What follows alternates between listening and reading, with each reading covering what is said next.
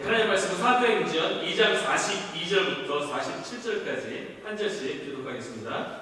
그들이 사도의 가르침을 받아 서로 교제하고 떡을 떼며 오로지 기도하기를 힘쓰니라.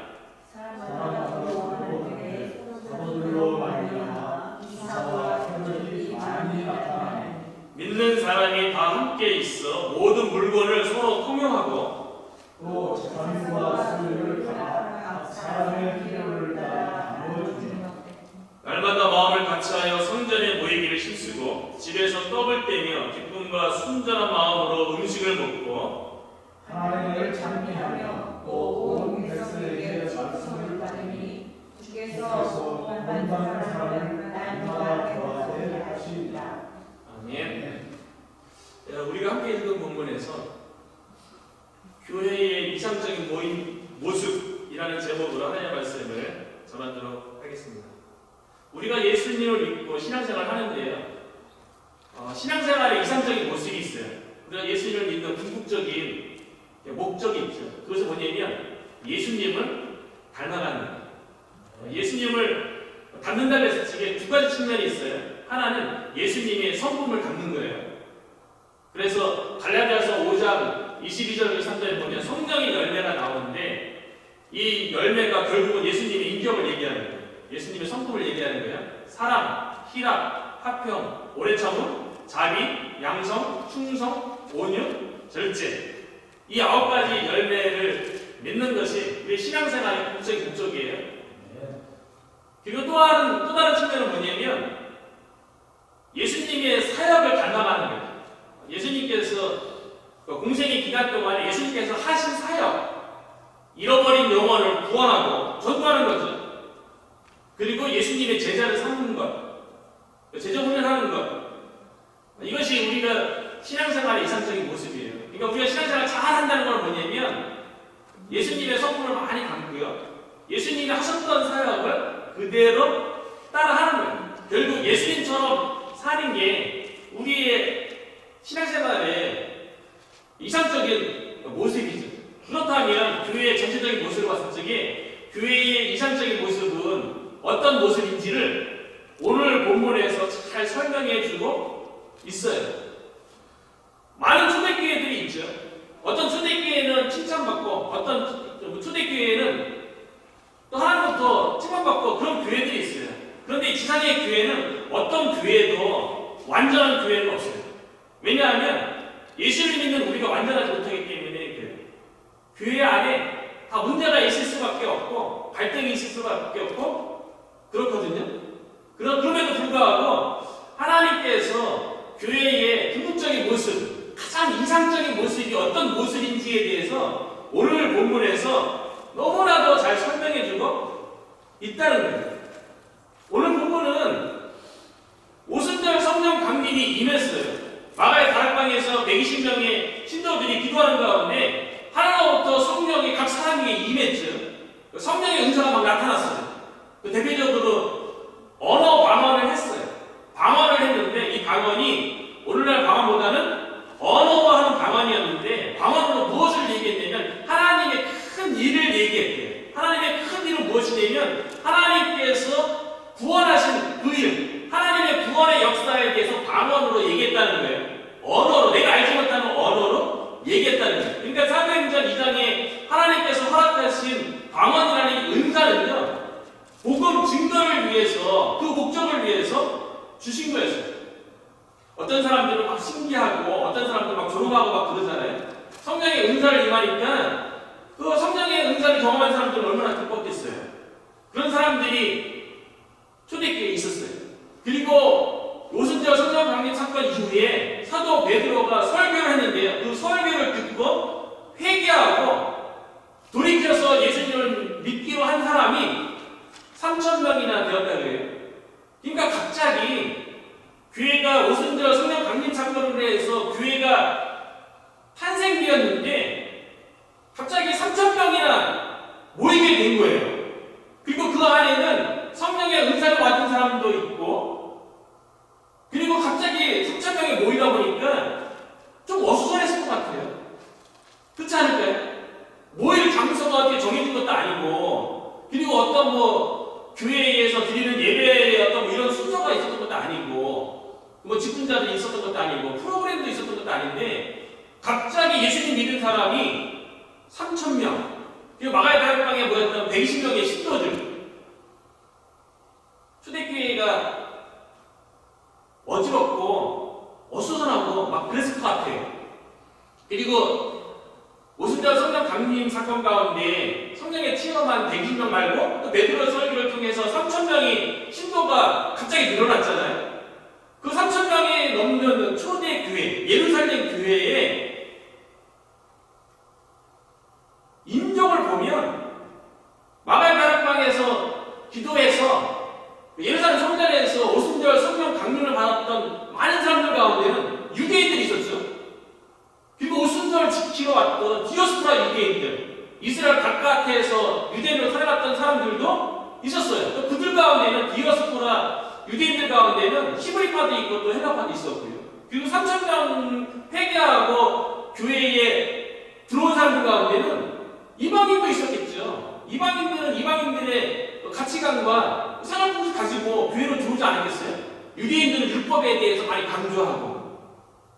그러니까 초대교회인 이 예루살렘 교회 안에 갑자기 인원수를 많이 늘었고요. 어떤 조직은 없고 그럼에도 불구하고 초기 예루살렘 교회에서 행해지는 모습을 보면 너무나도 이상적으로 그려져 있어요. 그 이유가 무엇이냐면 가장 중요한 건 그때나 지금이나 마찬가지인데요. 42절에 그 비결이 있어요. 42절에 보니까 3,000명이 넘는 그 초기 예루살렘 교회의 모습이죠. 그들이 사도의 가르침을 받아. 성령의 은사 체험한 자들도 막 이렇게 교회 안에 있고요. 다양한 배경을 가진 사람들이 막 교회 안에 있어요. 그런데 그들 모두가 사도의 가르침을 받았다는 거예요. 교회는 하나님의 말씀 위에 세워질 적에 이상적인 모습으로 세워지는 거예요. 교회는 아무리 다양한 사람들이 모인다 할지라도 하나님의 말씀으로 질서를 잡아가는 거예요. 그러니까 초대교회가 이상적인 모습을 보일 수 있었던 거는요. 사도의 가르침으로 말미암아 하나님의 말씀 위에서 말씀 토대 위에서 교회가 세워지고 또 말씀 토대 위에서 질서가 잡혀갔기 때문에 아름다운 모습을 보일 수 있었다는 거예요. 오늘날 이민교회도 생각해보면 초기 예루살렘 교회의 모습과 많이 비슷한 것이 있어요. 이민교회에도 다양한 사람들이 참석하죠. 특별히 이민교회는 이민자의 삶 가운데 그래도 같은 나라 사람인 한국 사람들 만나서 대화하고 한국말 할 수 있고 이런 게 좋으니까 예수 안 믿어도 이민교회는 다 다녀보잖아요. 예수를 안 믿더라도 이민교회는 나아요. 교제를 위해서 어떤 뭐 개인적인 유익이든 어쨌든 이민교회에 다양한 사람들이 나오죠. 그리고 교회를 돌아다니면서 여러 교회 다녔던 사람들이 또 나오기도 해요. 그리고 다른 교회에서 신앙생활 오래 하다가 직분 받았다가 교회 옮겨서 나오는 사람도 있을 수 있어요. 우리 교회도 뭐 그런 사람 올 수도 있지요. 그리고 예수님을 안 믿다가 세상의 가치관과 세상의 문화 속에 살던 우상숭배하던 사람들 가운데 예수님 믿고 우리 교회에 들어올 수 있는 거죠. 다양한 사람들이 우리 교회에 나올 수 있어요. 그럼에도 불구하고 우리 교회가 말씀 가운데 세워지고 말씀 가운데 그 질서가 잡혀가면 교회는 그런 곳이에요. 누가 다 오는 거예요. 누가 다 환영하는 거예요. 그 사람들이 하나님의 말씀으로 믿음이 세워지고 하나님의 말씀으로 이게 질서가 잡혀가면 그 교회가 아름다운 교회의 모습으로 세워질 수 있다는 거죠. 42절을 좀 더 주의 깊게 해석할 필요가 있는데요. 42절 다시 보면 그들이 사도의 가르침을 받아 서로 교제하고 떡을 떼고 오로지 기도하기를 씀씀이라. 이 42절 한 구절 속에 초기 예루살렘 교회에 네 가지 사역이 있었음을 우리가 짐작할 수 있어요. 첫 번째는 사도의 가르침을 받아 말씀 사역이 있었어요. 말씀을 가르치는 사역이 있었고요. 또 서로 교제하고 교회 안에 친교 사역이 있었어요. 그리고 떡을 떼고 성찬 예식이 있었죠.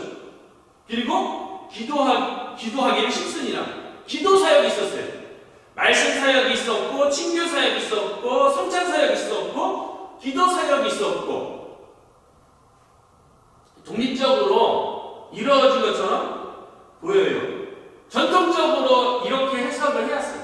교회에는 말씀 사역, 친교 사역, 성찬 예식, 그리고 기도 사역 이게 있어야 된다라고 네 가지 사역으로 전통적으로 해석을 해왔어요. 영어 성경을 보면 구분이 뚜렷하게 돼 있어요. 그래서 영어 성경을 한국말로 직역하면 그들 자신을 사도의 가르침에, 교제에, 떡을 떼매, 기도에 헌신했습니다 라고 이렇게 구분 지었어요. 저는 좀 다르게 해석하고 싶어요. 성경 기록의 특징은요, 중요한 것을 먼저 기록한다는 거예요. 성경에 보면 예수 그리스도하고 또 어디는 그리스도 예수라고 기록했는데 둘이 똑같은 게 아니라 예수 그리스도는 예수를 먼저 강조한 거고요. 역사적 예수를 먼저 강조하고 그리스도 예수님이 하신 일을 나중에 얘기하는 거고요. 그리스도는 예수님이 하신 일을 먼저 강조하고 예수를 뒤에 놓은 거예요. 중요한 걸 먼저 기록하는 거예요. 우리나라도 비슷한 문화를 가지고 있죠. 이전에 한국에서 사역할 적에 교회의 주보를 이름을 이렇게 작성할 때 되게 예민해. 성도님들이 교회 오면 주보부터 이렇게 보잖아요. 이렇게 오탈자도 보고 이렇게 교회 순서 이런 것도 다 보고 막 그러잖아요. 근데 이름을 기록할 적에 장로님들은 안수받은 순서 어기면 난리 나는 거예요. 안수받은 순서대로 기록을 해야 돼요. 그리고 안수지사님과 권사님들도 인증받은 순서대로 이렇게 기록돼야 돼요. 그리고 중요한 순서대로 이렇게 해야지 순서 바뀌면 이름 순서 바뀌는 것 때문에 한국에서 사역할 적에 흑달한 일들을 여러 번 경험을 했어요. 중요하죠. 실제로 중요한 사람 먼저 언급을 해야죠. 사도행전의 기록에 보면 성경 전체가 중요한 것부터 이제 기록하는데 특별히 사도행전의 기록을 보면 바나바와 바울이라고 처음엔 기록되어져요. 왜냐하면 바나바의 사역이 더 우선시되고 주도권이 있었기 때문에 그래요. 그런데 어느 순간 사도행전을 읽다 보면 바나바와 바울에서 바울과 바나바로 기록이 바뀌어요. 그때부터는 사역의 주도권이 바울에게 있었던 거죠. 그런 거예요. 그리고 사도 바울 인생이 선교여행 하는 가운데 고린도 지역에서 누구를 만나냐면 브리스길라와 아굴라를 만나요. 부부거든요. 근데 브리스길라는 아내고 아굴라는 남편이에요. 근데 보편적으로 오늘날에도 요즘은 많이 남녀 평등 이런 거 강조해서 그런 거 따지지 않는데 얼마 전만 하더라도 남자가 먼저 거론되고 그 다음에 여자가 거론하잖아요. 옛날에는 더 심했죠. 아굴라와 브리스길라가 아니라 브리스길라와 아굴라예요. 왜냐하면 브리스길라가 여성이었지만 아니었지만 사역에 있어서 더 헌신적이고 또 사역을 준수적으로 이끌어갔기 때문에 브리스길라와 아굴라 이렇게 기록을 한 거죠. 그러니까 성경은 기록할 적에 중요한 거를 먼저 기록하는 거예요. 이런 관점에서 네 가지 사역 가운데 가장 먼저 기록된 게 뭐라고요? 사도의 가르침이에요. 말씀 사역이에요. 그러니까 교회에 많은 사역들이 있지만 가장 중요한 것은 말씀 사역인 거죠. 예배를 통해서 말씀이 선포되어지고 예배 이후에 성경 공부라든가 성경 읽기라든가 여러 가지 말씀과 관련된 사역이 우선시되어야 한다는 거예요. 그런데 사도의 가르침을 받아 저는 한글 성경을 다시 보면 번역이 이전에 개혁 성경이든 지금 개혁 개정 성경이든 번역이 참 마음에 들게 번역됐다고 저는 개인적으로 생각을 해요. 사도의 가르침을 받아 서로 교제하고 떡을 떼며 오로지 기디 심스냐 이렇게 돼 있잖아요. 근데 사도의 가르침을 먼저 강조한 거는 구분되어지게 말씀 사역에 대한 언급도 있지만 사도의 가르침을 받아 앞에 언급한 것은 사도의 가르침을 받아 서로 교제하고 사도의 가르침을 받아 떡을 떼며 사도의 가르침을 받아 오로지 기도하기를 힘쓰니라, 이렇게 해석될 필요가 있다는 거예요. 사도의 가르침을 받아서 서로 교제해야 돼요. 한글 성경은 그냥 쭉 연결되어 있으니까 그렇게 해석이 가능하잖아요. 사도의 가르침 가운데 친교 사역이 이루어진다는 거예요. 친교, 영어로 펠로우십이죠. 헬라어로는 코이노니아인데, 이 코이노니아는 한글로 다양하게 번역되고 영어도 다양하게 번역됐어요. 교제, 친교, 함께 참여하는 것, 사귐, 교통, 서로 이렇게 소통하는 것, 이게 다 코이노니아예요. 영어 성경에는 어떤 본문에는 펠로우십, 어떤 본문에는 커뮤니케이션, 어떤 본문에는 커미니언, 그리고 지금 현대에 와서는 파트너십으로도 번역을 했더라고요. 개역 개정 빌립보서에 보면 사도 바울이 빌립보 교회를 보고 칭찬을 해요. 내가 너희 교회를 생각할 때마다 하나님 앞에 너무 감사하고, 하나님 앞에 너희 교회의 모습을 보면 내가 너무 기뻐하노라 라고 얘기하면서 그 이유를 뭐라고 얘기했냐면, 빌립보서 1장 5절에 보면 첫날부터 이제부터 복음에서 너희가 교제함을 인함이라. 이거 개역 버전이에요. 이전 번역이에요. 개역 개정은 복음에 함께 참여한 거라고 번역을 했고요. 이전에는 복음 안에서 서로 교제했다라고 번역을 했어요.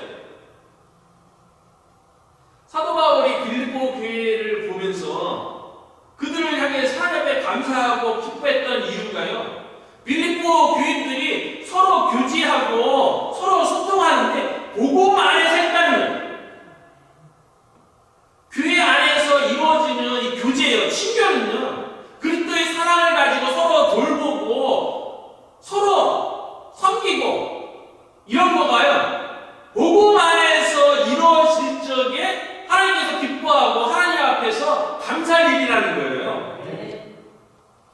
요한 1서에서도 보면요, 왜 서로 교제하는 것이 중요한지에 대해서 이야기하는데, 요한 1서 1장 3절에 보면 우리가 보고 들은 바를 너희에게도 전함은 너희로 우리와 사귐이 있게 하려 함이라. 이 사귐이 펠로우십이고 코이노니아예요.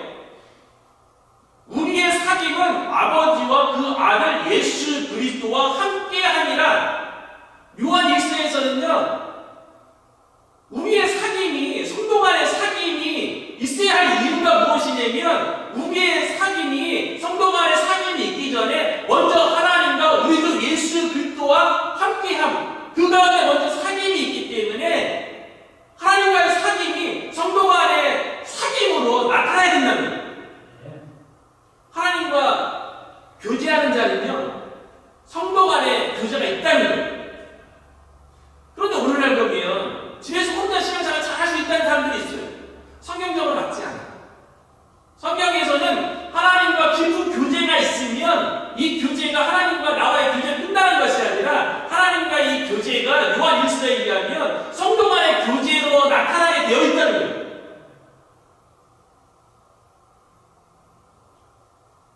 자만세 뭐라고 기록되어 있습니까? 철을 날카롭게 하는 것처럼 사람이 그 친구의 얼굴을 빛나게 하느니라. 사람과의 관계 속에서 우리가 성장한다는 거예요. 사람과의 관계 속에서 성숙한다는 거예요. 하나님과의 사귐이 있으면 성도 간의 사귐을 통해서, 그 사귐 속에는 교회 안 나오는 사람들이 얘기하는 게 그런 거 아니에요? 교회 나오다 보면 나하고 많이 안 맞는 사람도 있고, 그들과 부딪히고 갈등가 하고, 또 교회 안에서 벌어지는 여러 가지 부정적인 안 좋은 것 때문에 나는 교회 안 나가고 차라리 나 혼자서 하나님 믿으면서 신앙생활 잘할 수 있다라고 그렇게 얘기해요. 그런데 교회는 완전하지 않아요. 부족한 가운데, 그럼에도 불구하고 부족한 가운데 하나님이 함께 하시고요, 그 가운데 성도 간의 교제를 통해서 서로 성숙하게 하나님께서 하셨다는 거예요. 그래서 교회에서 보면 목사님들이 주일 예배를 드리고 성도들을 위해서 축복하는 축도를 하잖아요. 성도들을 위해서 축복하는 거가 고린도후서 13장 13절에 나오는데요. 저도 예배 마치고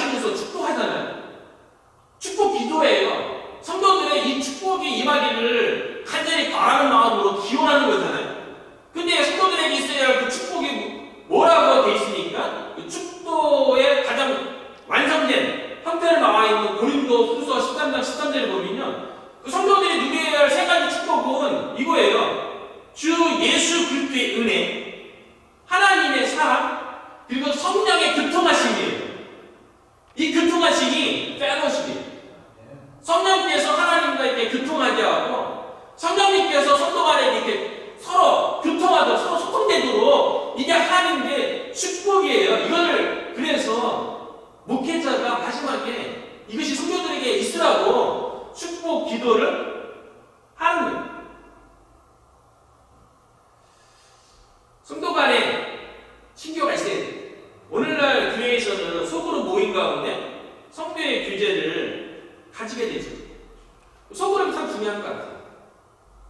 소그룹 가운데 내가 속해 있으면 그 공동체에 대한 소속감도 가지게 되고, 그리고 또 소그룹 가운데서 서로 은혜를 나누는 가운데 서로의 필요에 대해서 기도해 주게 되고, 기뻐하는 일을 함께 기뻐하고 슬퍼하는 일을 함께 슬픔을 나누면서 성도의 교제를 가질 수가 있게 되는 거죠.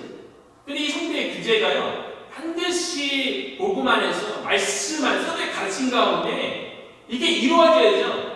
만약에 사도의 가르침이 없는 교제가 이루어지면 교회는 인간들의 모임이잖아요. 근데 그곳에 성령의 교통하심이 없고 복음 안에서 말씀 안에서 교제가 이루어지지 않으면 인간적인 교제가 될 수 있고요, 위험해질 수 있습니다. 그 위험 중에 하나가 뭐냐면 교회 안에 그러다 보면 정치 집단이 될 수 있다는 거예요. 교회 안에 모임이 정치적인 집단, 자기 그 생각과 견해로 인해서 정치적인 집단이 만들 수 있다는 거예요. 고린도 교회에 이런 모습이 있었죠. 고린도 교회의 1장 10절에 보면 이는 다름 아니라 너희가 각각 이르되 나는 바울에게, 나는 아볼로에게, 나는 게바에게, 나는 그리스도에게 속한 자라 하는 것이라. 고린도 교회에 정치적으로 각자 각자 의견에 의해서 모인 사람들이 있었어요. 나는 바울에게, 나는 아볼로에게, 나는 게바에게, 나는 그리스도에게. 누가 이렇게 나눴습니까? 인간적인 생각에 의해서, 인간적인 이익에 의해서 그렇게 모임이 나눠진 거죠. 교회 내에 분당을 짓게 된 거예요. 그리고 교회 내에서 이런 상태 가운데서 갈등이 생기면 어떻게 되겠어요? 정치 집단별로 서로 여연적으로 나타내려고 하겠죠. 이런 분당 짓는 고린도 교회에 대해서 그 문제가 왜 생겼는지 사도 바울이 이야기하는 건 뭐냐면, 너희 가운데 십자가의 말씀이 없기 때문에 이런 분당 짓는 정치 집단이 만들었더라고. 사도 바울이 지적하는 거죠. 성령의 교통하심이 없는, 사도의 가르침이 없는 교제가 이루어지다 보면 교회 안에서요, 일어날 수 있는 위험성은 사교 집단이 만들어질 수 있다는 거예요.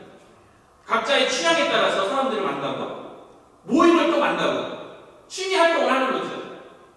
또는 교회 내에서 소작은 모임을 갖거나 개인적인 유익을 취하는 모임을 만들 수도 있는 위험성이 있습니다. 그래서 교회에 대해서는 모든 모임이 철저히 말씀 안에서, 복음 안에서 이루어져야 된다는 거예요. 네. 저 개인적으로 한국에서 사역할 적에 한 교회에서 어떤 사도들이 있었냐면 담임 목사님을 중심으로 한 교회를 사모하는 모임, 따로 모임을 가졌어요. 이게 뭐 성경 공부하는 모임이라든가 기도하는 모임이 아니라 서로 마음이 맞는 사람들이 모여서, 교회 이름 말할 수 없지만 한중에 교회를 사모하는 모임 갖고, 예를 들어서 뭐 하사모 이런 식으로 이름을 지었어요. 그래서 모임을 가졌는데 결국에는 그 모임하고 교회 가운데 갈등이 생겨갖고요, 결국 교회가 쪼개져, 담임 목사님 쪼개놨어요. 한국 교회에서 제가 경험한 거예요. 교회 내에서는 사적인 모임이 있을 수 없습니다. 그리고 원날로 어느 한국 교회의 대형 교회 목사님 설교를 듣다 보니까 그 목사님이 특별히 교회 내에서 성가대원들하고 교사 이분들 보면 많이 불안불안하대요. 그 모임 가운데서 뭔가 일이 터질 것 같아갖고 불안불안하다는 거예요.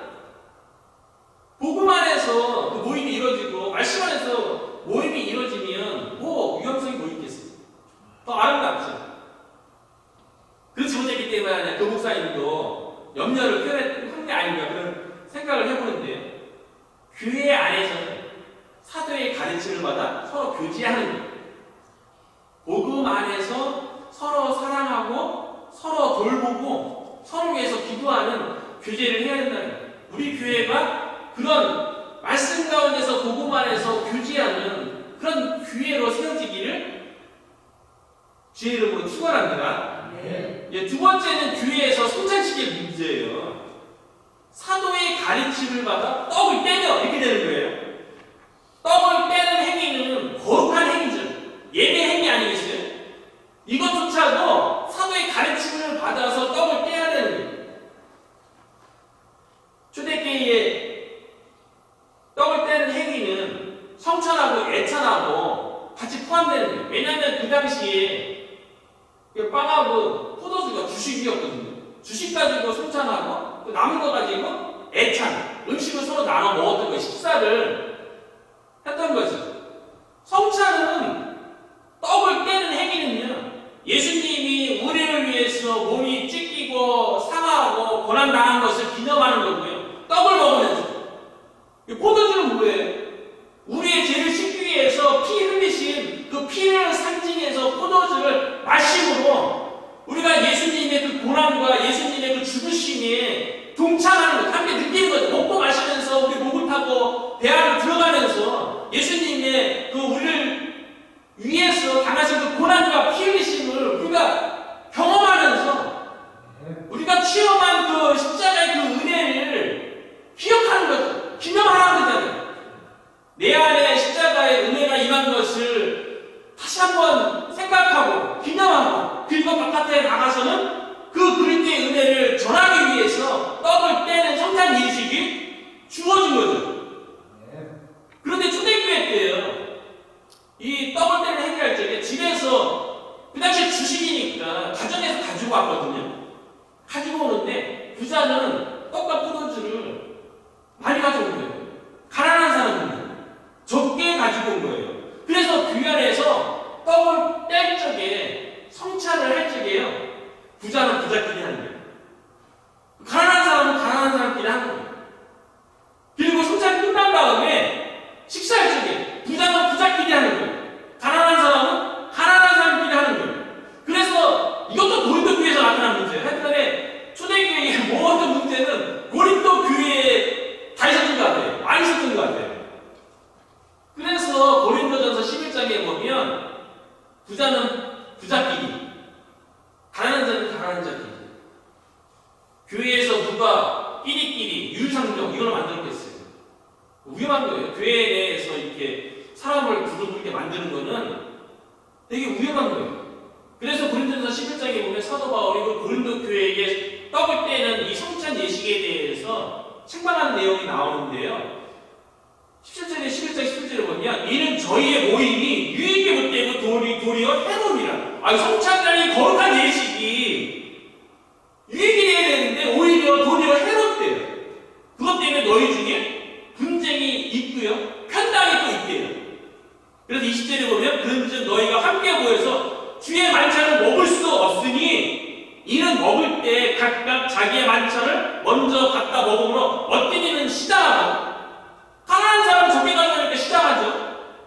어떤 이는 취함이라. 부자들은 빵하고 포도주 많이 갖다가 얼마나 가져왔으면 포도주를 마셔갖고 취할 정도가 되는 거예요. 떡을 떼는 이 성찬 예식은 동일한 예수 그리스도의 몸과 동일한 예수 그리스도의 피인 빵과 포도주에 동일하게 참여한다는 것은 우리가 그리스도와 더불어 연합하고 하나 된다는 것뿐만 아니라 우리가 동일한 그리스도의 몸과 그리스도의 피에 함께 참여함으로 우리가 그리스도 안에서 하나라는 걸 확인하는 시간이잖아요. 근데 누가 부자하고 가난한 자를 그렇게 나눴냐고.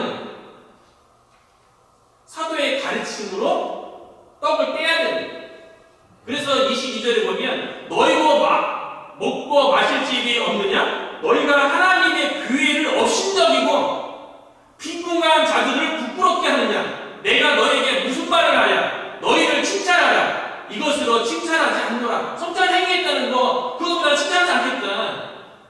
성찬의 의도가 그리스도 하나 되고 성도 간에 하나 되는 건데 누가 부자고 가난자를 나눴냐는 거예요. 그렇기 때문에 아무리 거룩한 교회 안에 드려지는 예식을 할지라도 인간적인 유익을 위해서 나눠지는 그런 예식은 하나님께서 기뻐하지 않는 거고 오히려 하나님의 교회를 업신여기는 거예요. 그래서 교회 안에 끼리끼리 문화, 유유상종 문화 이런 거는 바람직하지 않은 거죠. 교회에서는 차별이 없어야 돼요. 교회에서는 누군가가 대접받고 교회에서 누군가는 무시되어지고 이런 일은 절대 우리 교회에서는 이루어져서는 안 되는 일이죠. 제가 목회하고 이제 교회에서 사역할 적에 어머니가 이제 예수를 믿고 초창기에 교회 다니면서 듣던 것을 저한테 얘기하면서 당부한 일이 있어요. 요즘도 일주일에 한 번씩 통화하고 하면 늘 얘기하는 얘기가 뭐냐면 교회에 성도가 나오면 어떤 성도가 나온다 할지라도 동일하게 사랑을 하라는 거예요. 어머니가 약간 좀 초창기 때 교회 다니면서 이전 의성품의 배경 이런 것 때문에 약간 좀 무시다 이런 게 있었던 것 같아요. 그러니까 차별받는다는 느낌이 있었던 것 같아요. 뭐 지금이야 신앙이 성숙하니까 뭐 그런 거에 대해서 개의치 않는데 초창기에 처음 시작을 할 때는 신앙이 성숙하지 못하니까 조금 차별받고 무시당하는 것 같으면 그게 상처가 됐던 거죠. 성숙하면 괜찮죠. 그래서 어머니가 그런 얘기도 하시더라고요. 교회 나오면 예전에 그런 얘기도 했어요. 성도의 직업 물어보지 마라. 학력 물어보지 마라. 재산 그런 거 물어보지 마라. 성도가 나오면 있는 모습 그대로 사랑하고 섬기고 돌봐주고. 왜냐하면 직업 물어봐고 좋은 직업 가 있다 그러면 그 사람 의식할 수 있고 그 사람 잘할 수 있고 은연중에 인간의 마음이 그런 거 아니겠어요? 교회를 나가더라도 사회적으로 성공하고 잘 나가는 사람들이 있는 교회 나가고 싶고 이런 게 인간적인 마음이잖아요. 학력 묻지 마라. 많이 배웠다 그러면 괜히 그 사람한테 뭔가 의지할 것 같기도 하고 재산도 마찬가지죠. 재산 많은 사람이 있어요. 뭔가 잘 봐야 될 것. 아니 하나님 안에 그게 무슨 소용이 있겠어요? 하나님의 교회가 하나님께서 운영하시지 사람에 의해서 운영되는 게 아닌데 인간적인 연약함 때문에 혹여나 사람을 의지할까봐 그거 사람에 대해서 누군가를 더 대접하고 차별할까봐 동일하게 살아가라고 사람에 대해서 물어보지 말라. 사실 어떻게 필요한 때도 있죠. 그런 당부를 차별 없이 사랑하라는 거죠. 사도의 가르침에 따라서 성찬 예식, 아무리 거룩한 예식을 할지라도 말씀 가운데에서 이루어져야 된다는 거예요. 그리고 세 번째는 교회에서의 기도 문제예요. 사도의 가르침을 받아서 기도 사역도 이루어져야 된다는 거죠. 왜냐하면 기도는 기독교에만 있는 게 아니에요. 다른 교회에도 다 기도가 있고요. 하다못해 무속신앙에도 기도가 있고요. 예수님 안 믿는 사람도 뭔가 의지하려고 보름달을 보고 빌면 소원 성취된다고 얘기하고 그런 게 있잖아요. 인간신앙에도 기도하고 비는 행위들은 어디나 다 인간의 연약한 마음 때문에 뭔가 절대적이고 뭔가 위대한 그 존재에 대해서 의지하고 싶은 마음이 있어갖고 기도는 다 있어요. 그런데 교회에서 들어와서 하나님 앞에 드리는 기도는 인간의 욕심을 채우는 그런 기도하고 다르죠. 그렇기 때문에 사도의 가르침을 받아서 기도에 쉴 수 있는 거예요. 말씀 가운데서 말씀에서 가르치는 대로 우리가 기도해야 된다는 거죠. 그래서 야고보서 4장 2, 3절에 보면 너희가 얻지 못하면 구하지 아니하며 기도한다고 받는 대표적인 이유는 기도 안 하는 거예요. 기도했음에도 불구하고 응답 못 받는 거는 야고보서 4장 3절에 보면 구하여도 받지 못하면 정욕으로 쓰려고 잘못 구하기 때문이다. 정욕으로 쓰려고 내 욕심 채우려고 기도하는 거는 예수 안 믿는 사람들 다 하는 거잖아요.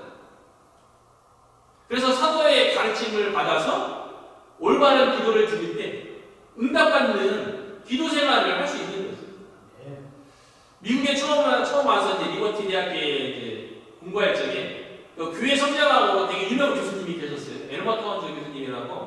근데 이분이 그 수업 시간에 뭐 어떤 얘기를 했었냐면 기도가 잘 안 되거나 기도가 응답이 없거나 그러면 주기도문을 외우는 거예요.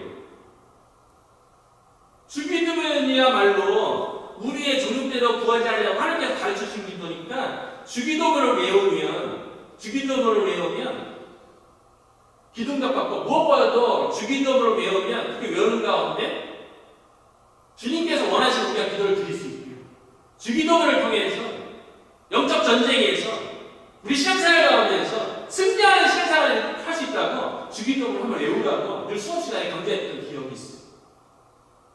주님의 뜻대로 기도해야죠. 그래서 응답받고 승리하는 신앙생활을 할 수 있는 거죠. 특별히 예수님께서 기도 응답받는 비결에 대해서도 말씀하셨죠. 요한복음 15장 7절이죠. 너희가 내 안에 거하고 내 말이 너희 안에 거하면 무엇이든지 원하는 대로 구하라 그리하면 이루리라. 예수님 말씀이 우리 안에 거하면 무엇이든지 원하면 구하면 응답된대요. 이 얘기는 뭡니까? 우리가 약속의 말씀 붙잡고 기도하면 그대로 이루어진다는 거예요. 그러니까 기도 응답받는 가장 좋은 비결은 하나님의 약속의 말씀 붙잡고 기도하는 거예요.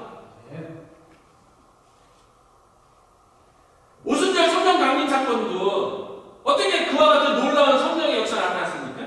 그리고 그 성령의 역사 가운데 초대교회에 그 이상적인 모습을 나타낼 수 있었겠어요.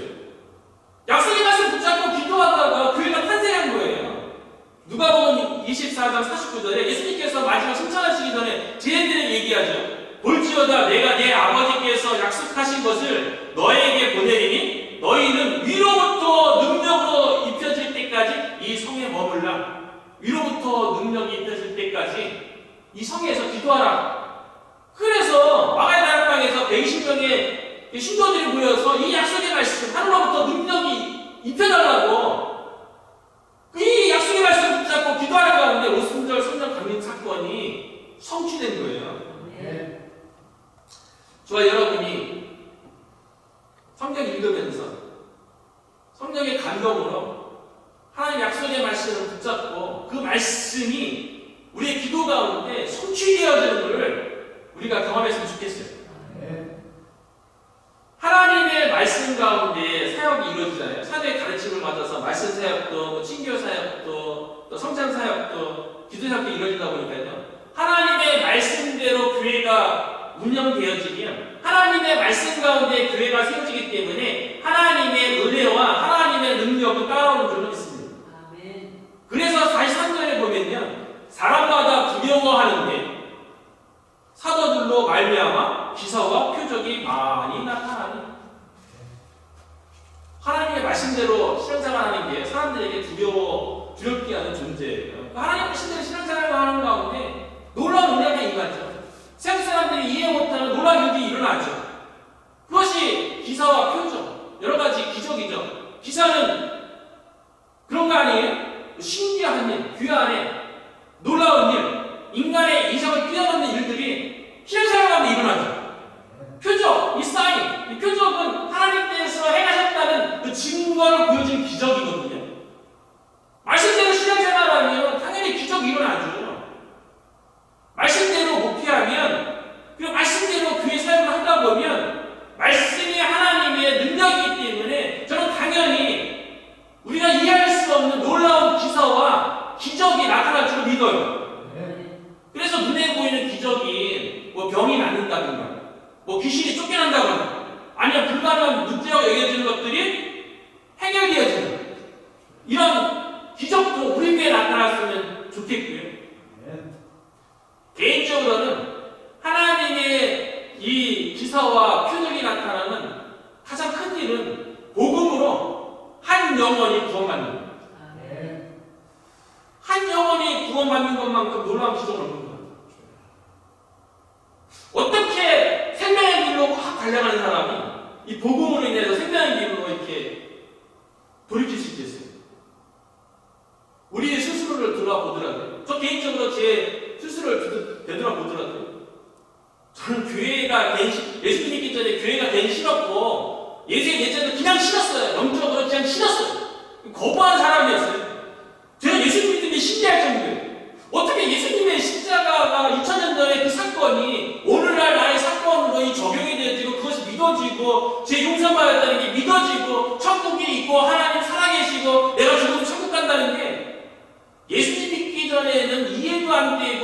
않던 이 사건, 이 모든 것들이 예수님 믿고 나니까요, 성령님에 의해서 다 믿어지는 거예요. 지금은 오히려 안 믿어지는 게 이상해요. 복음으로 인해서 잃어버린 한 영혼이 구원받는 이와 같은 기사와 표적, 하나님이 일하시는 증거가 우리 교회를 통해서 일어났으면 좋겠어요. 특별히 우리 교회가 하나님의 능력인 복음을 자랑하는 교회잖아요. 그래서 이 복음을 통해서 잃어버린 영혼이 구원받고 길이요 진리요 생명이신 예수님께 나아가고, 이 복음 가운데서 마음의 상처, 아픔, 이게 치유되어지고, 그래서 삶이 회복되어지는 역사, 그러니까 가정 가운데 아픔들이 치유되어지고 가정이 회복되어지는 이런 기사와 하나님께서 일하셨다는 기사와 표적이 우리 교회가 말씀 가운데 세워짐으로 이와 같은 놀라운 역사가 나타나기를 주의 이름으로 축원합니다. 이제 막 예루살렘 교회가 탄생한 거예요. 오순절 성령 강림으로 성령 충만하니까요, 성도들의 삶 가운데에도 놀라운 변화가 생겼어요. 교회의 삶 가운데서만 뭐 기사와 표적이 나타나는 게 아니라 개인의 삶 가운데서도요, 놀라운 일들이 생겼는데, 43절과 45절에 보면 믿는 사람이 다 함께 있어 모든 물건을 서로 통용하고 또 재산과 소유를 팔아 각 사람의 필요를 따라 나눠주며, 이런 일이 가능합니까? 유무상통이라고 얘기하죠. 있는 것 없는 것 서로 나누는 행위, 마치 공산주의 같잖아요. 서로 물건을 나누는 것은. 그러나 오늘 본문에 서로 유무상통하는 이 사건은요, 오순절 성령 강림 사건을 말미암아 성령으로 인해서 우리는 충만받아서 자발적으로 기쁨으로 다른 사람들의 필요를 내 필요로 느끼면서 자발적으로 나눠주고 섬기고 도왔던 거죠. 인간은 기본적으로 이기적이지 않습니까? 그리고 손해보지 않으려고 하죠. 그런데 어떻게 내 거를 손해보면서 다른 사람의 필요를 돌볼 수가 있어요? 초대교회 성도들은요, 성령 충만해서 예수님처럼 사는 거예요. 마가복음 10장 45절에 보면 인자에 온 것은 섬김을 받으려 함이 아니라 도리어 섬기려 하고 자기 목숨을 많은 사람의 대성물로 주며 함이니라. 예수님이 이 땅에 오신 목적이요, 예수님 자신이 대접받으려고 하는 게 아니라 도리어 다른 사람들을 섬기고 오히려 다른 사람들을 위해서 본인이 희생 제물이 되기 위해서 왔대. 초대교회 성도들이 자기의 소유와 물건을 팔아서 유무상통하는 이것이 예수님의 모습이었던 거죠. 신앙생활은 나 자신을 위해서 하는 게 아니고요, 내가 뭐 많이 가야 이게 축복이 아니고요, 다른 사람을 위해서 섬기는 게 신앙생활이에요. 그래서 영어로 조이라고 말하는 조이, 신앙생활은 조이예요. 조이, J-O-Y, 조이, 기쁨. Jesus first, 예수님 우선, others second, 다른 사람 두 번째, 그리고 yourself, 나 자신은 last, 마지막. 이게 신앙생활이고 이게 예수님처럼 사는 모습인 줄로 믿습니다. 막 탄생한 예루살렘 교회에 이런 모습이 있었던 거죠. 그리고 예수님의 가르침 가운데 내 이웃을 내 몸처럼 사랑하라, 이 말씀을 몸소 실천하는 모습을 보였던 거죠. 오순절 성령 강림 사건으로 성령 충만했기 때문에 가능했던 거예요. 그리고 성령 충만한 초대 교회의 이상적인 모습을 또 계속 설명하는데요. 46절을 보면 날마다 마음을 같이하여 성전에 모이기를 힘쓰고 집에서 떡을 떼며 기쁨과 순전한 마음으로 음식을 나누고. 성전에 모였대요. 성전 내부는 아니고 성전 바깥을 얘기해요. 성전 내부는 들어갈 수 없죠. 제사장만 들어가는 곳이니까. 성전 바깥에 수천 명이 모였던 거죠. 대부로 모입니다. 대부로. 오늘날 치면 주일 예배처럼 모든 성도들이 한 자리에 모여서 예배드립니다. 성전에서 미를 했고요. 대부로 모입니다. 그리고 흩어져서 집에서도 또 모였대요. 속으로 모입니다. 교회는 대부를 또 잘해야 되고 집에서 모이면 속으로 또 잘해야 돼요. 우리 교회가 이걸 또 만들어 가야 될 줄 믿습니다. 오히려 당시에요. 초대교회 당시에요. 날마다 마음을 같이 하고, 이것도 성경의 역사예요. 마음을 같이 하는 거 인간적인 노력은 안 되잖아요. 가족 안에도 안 되는데 어떻게 가족도 아닌 예수님 믿는 나는 그 하나 공통적으로 어떻게 마음을 같이 되겠어요? 성령님의 역사가 있어야지 가능한 거예요. 성령이 교통하심이 있어야지 마음이 같이 하는 게 가능하지. 성전에 모이기를 힘썼대. 예배드리기에 힘썼대. 초대교회의 그 당시에 상황하고 오늘날의 상황하고 어느 시대가 더 모이기 힘들까요? 전 둘 다 힘든 것 같아요. 그 당시에도 힘들었고 요즘도 힘들고 요즘은 뭐 밤에도 모일 수 있도록 뭐 불도 들어오고 교통편도 있고 막 그러지만 바빠야 살아가는 그 생활인데 초대교회 때도 보면 일찍 해지면 움직일 수 없잖아요.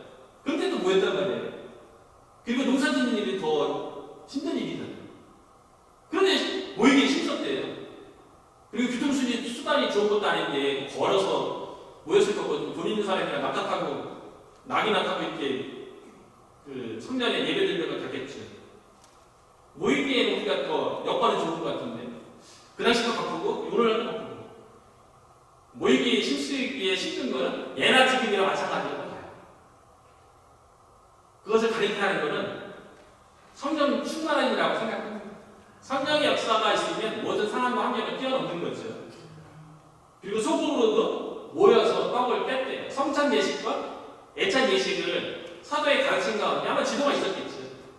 가정집에서도 모여서 속으로 모여서 떡을 빼는 거룩한 교제를 가졌어요. 예배드리는 행위도 잘하고 또 속으로도 우리는 이제 주일날 오후에 수모임으로 만나서 모임으로 모이는데 나중에 이제 각 가정마다 소그룹씩 모이면 각 소그룹의 특성에 맞게끔 순의 이름을 붙여서 또 각자 이제 순장에 의해서 소그룹이 인도되어지겠지. 교회에서 모이는 성전에 모이기도 실수고 집에서 모이는 소그룹도 활성화합니다. 초기 예루살렘 교회가 이것을 잘했어요. 그러다 보니까요 성령 충만해서 교회 사역도 말씀 가운데 잘해요. 그리고 성도의 삶도 유무상통하고 서로 돌보고 서로 섬기고 이런 모습이에요. 그러다 보니까 47절에 그 결론이 무엇이었냐면 하나님을 찬미하며 또 온 백성에게 칭송을 받으니 주께서 구원받는 사람을 날마다 더하게 하십니다. 주위 백성들이요 초기 예루살렘 교회의 그 모습을 보고요 칭찬했대요. 중요한 메시지가 있다고 봐요. 오늘날 교회가 세상으로부터 뭐 비판받고 비난받는다 얘기하는데 교회가 세상에 뭔가를 많이 해야지 칭찬받는 게 아니라 교회가 교회답게 말씀 가운데서 신앙생활 잘하는 것이 예수 안에 있는 사람들로부터 칭찬받는 일이라는 거예요. 그런데 마음속에 본인들은 올바르게 살지 않는다는 것 스스로 인간은 다 영적인 존재이기 때문에요. 속 마음 깊은 곳에서는 자신은 올바르게 살지 못해도 교회 나가서 예수님 믿는 사람들은 바르게 살기를 바라는 마음들이 있어요. 그런데 교회 나가서 예수님 믿는다는 사람들이 바르게 믿는 모습을 안 보이니까 그 가운데 하나님의 능력이 안 나타나니까 교회를 비난하고 책망하는 거죠. 오히려 더 나가서 세상 사람들보다 더 안 좋은 일을 만들어내니까 세상으로부터 지탄을 하게 되는 거죠.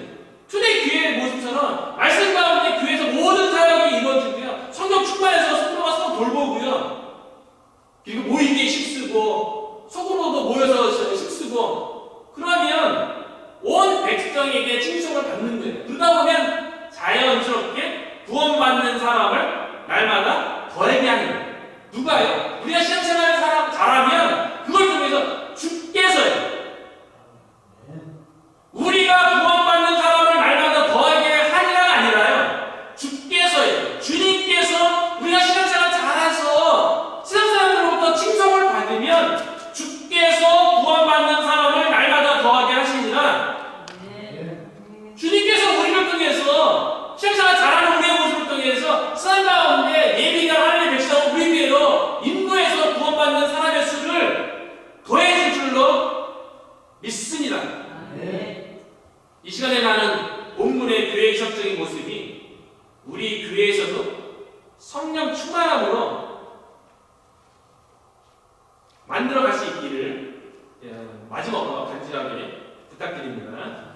이 시간에 함께 우리가 말씀 붙잡고 기도했으면 좋겠어요. 우리가 신앙생활의 목적은 예수님의 성품과 예수님을 닮아가고 예수님처럼 사는 것처럼 우리 교회가 세워지는데 우리 교회가 초기 예루살렘 교회처럼 성령 충만하여서 모든 사역들이 말씀 가운데서 이루어지고 그 성령 충만하여서 서로의 필요를 돌아보고 그리고 모이기에 힘쓰는 그런 우리 교회가 되어서 이 목금의 카운이 사람들로부터 우리 교회는 정말 신앙생활 잘하는 사람들이다, 정말 하나님께서 기뻐하는 교회라고 칭찬받음으로 주님께서 구원받는 사람을 날마다 더 얻게 하는 그런 교회로 세워져가게 해달라고 말씀을 가지고 함께 기도하겠습니다. 하나님 아버지 감사드립니다. 이 시간에 초기 예루살렘 교회의 모습을 통하여서 우리 오인전 성도교회가 어떤 모습으로 세워져야 할지 말씀해 주시기 감사드립니다. 교회 안에는 많은 문제도 있고 어려움도 있고 갈등도 있습니다. 하나님 아버지, 그럼에도 불구하고 하나님 말씀 가운데 모든 사역들이 이루어지면 아버지 교회를 통하여서 아버지 하나님 영광을 줄 것 있습니다.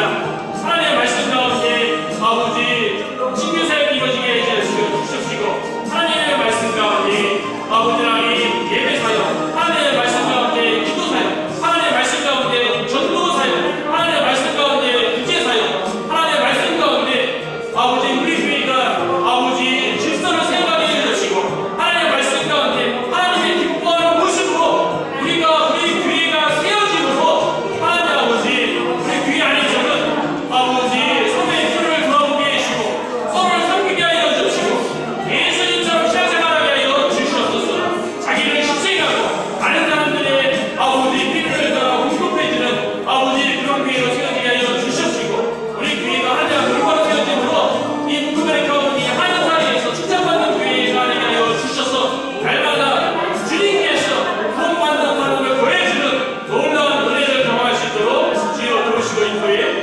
주시옵소서. 사랑의 하나님 아버지 감사드립니다.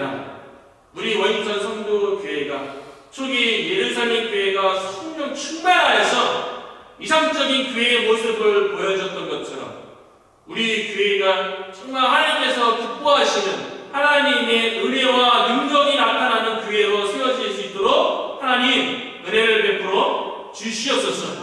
우리 교회 모든 사역이 말씀 안에서 복음 안에서 성령으로 모든 사역이 이루어지게 하여 주시옵소서. 아버지 하나님, 우리가 정말 하나님께서 기뻐하시는 아버지 신앙생활하게 해주시고 성령 충만함으로 내 자신을 희생하고 헌신하고 예수님처럼 아버지 하나님 다른 사람을 먼저 생각하고 배려하고 돌보는 아버지 그런 신앙생활을 통하여서 우리 가운데 하나님의 놀라운 기사와 표적이 나타나게 해주시고 무엇보다도 잃어버린 영혼이 주님께로 돌아와서 죽음의 길에서 생명의 길로 들어서게 해주시고 우리 교회를 통하여서 복음의 능력으로 상한 심령이 치유되어지고 아버지 가정의 아픔이 회복되어지는 놀라운 은혜를 경험할 수 있도록 인도하여 주셔서 주님께서 우리 교회에 구원받는 수를 더해주는 놀라운 은혜를 경험할 수 있도록 아버지 친히 인도해 주시옵소서.